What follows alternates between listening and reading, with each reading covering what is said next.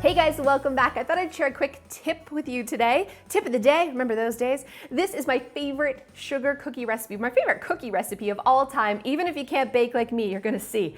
I'm not the best Betty Crocker baker, but you cannot mess these up. They're like if a biscuit and a sugar cookie had a baby, and they're amazing. So simple, so delicious, a little buttercream icing for every occasion. You gotta try them.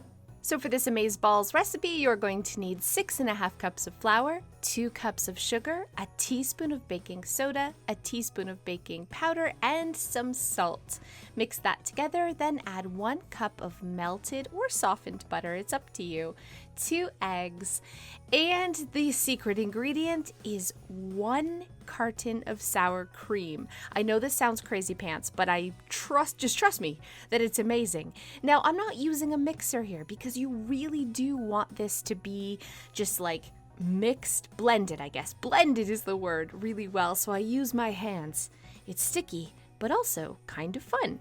Once you've blended well, I like to split the dough in half, lightly flour the surface area, and roll it out to about a 1/4 inch thick, because I like mine really doughy. If you want yours to be thinner, just roll your dough a little bit thinner. Use cookie cutters and put them on an ungreased pan and bake them at 350 for 10 to 12 minutes. So now we're gonna make buttercream icing, which is like the easiest thing ever. I don't have vanilla. You should probably have vanilla, but it tastes great even without vanilla. It's 2 cups icing sugar, 2 tablespoons of milk, and a 1/2 cup of softened butter, not melted, just softened, so room temperature. Don't fall on the it's gonna do it anyways. So here's how I measure. 1, 2. Because science. And then a 1/2 cup of softened. And then when I turn on my mixer, because I don't have like a fancy mixer, I fling icing sugar everywhere.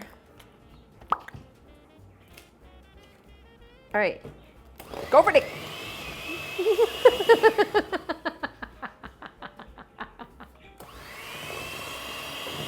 I told you.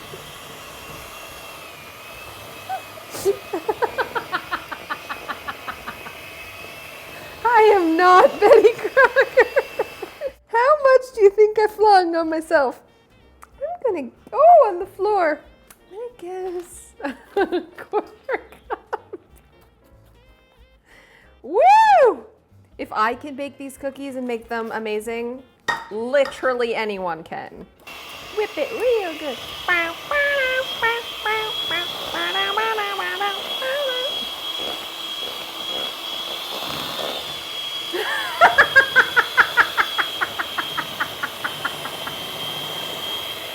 So now it's time to decorate the cookies, which is my kids' favorite part.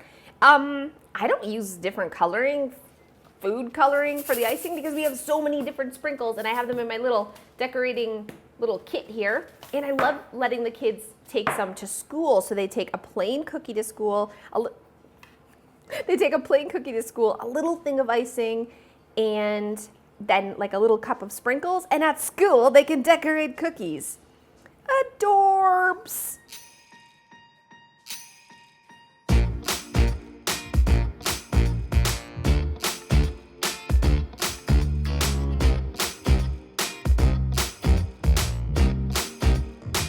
Thank you guys so much for watching. I got this recipe about 10 years ago from the Green Apple Home, one of the original YouTubers back in the day. I'm gonna put a link down below if I can find that. I'll put a link down below, but I love this cookie, and I hope you do too. I'll see you guys next time. Hey guys, thanks so much for those of you who have stayed to the end. So for Milo's birthday a couple of months ago, we got him a fish tank, and he wanted a snail. So we got 1 snail.